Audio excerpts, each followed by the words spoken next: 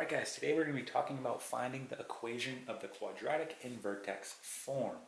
So we're given some information here. We're given the vertex of the quadratic and we're given the point that it passes through. Now in order to start this problem, we need to know how to write the quadratic in vertex form. And that's going to be the following. We're going to have y equals, and then we have a, and then x minus h squared plus k. Okay, where h and k, that's going to be your vertex. Okay, x and y, that's going to be a point that it passes through.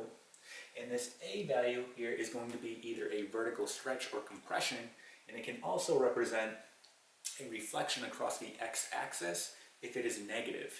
Okay, so look at what we need to find here in order to put this into vertex form. Well, I have my vertex. This is h and k.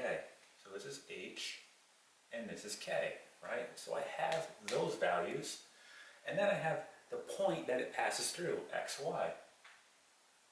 So you can see here, in order to put this into vertex form, we're going to have to plug these values in and solve for a, right? Remember that a value is going to be a vertical stretch or compression, okay? And it can also represent a reflection across the x-axis if it is negative.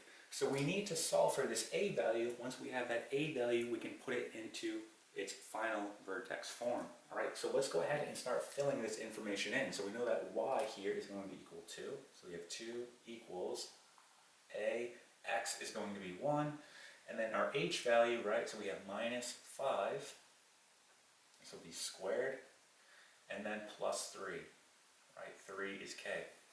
So let's go ahead and solve this. So doing this out, we're going to get the following. We get 2 equals a. This will give us negative 4 squared plus 3. So 2 equals, and this will just be negative 4 times negative 4, which we know is going to be positive 16. So I'm going to write 16a, right, plus 3. Okay, let's go ahead and subtract 3 now. So here we get negative 1 equals 16a. Okay, so we want to go ahead now and divide by 16. Okay, so we can see here that a is going to be equal to negative 1 over 16. Okay, so now that we have our a value, we can go ahead and write it in its final vertex form. And let's go ahead and do this in a different color. So your final answer is going to be the following. You're going to have y equals negative 1 over 16. There's your a value, right? X, okay, I'm going to plug in my h here, so minus 5 squared plus 3, which is my k. Okay, so this here is your final answer. So we can go ahead and circle this.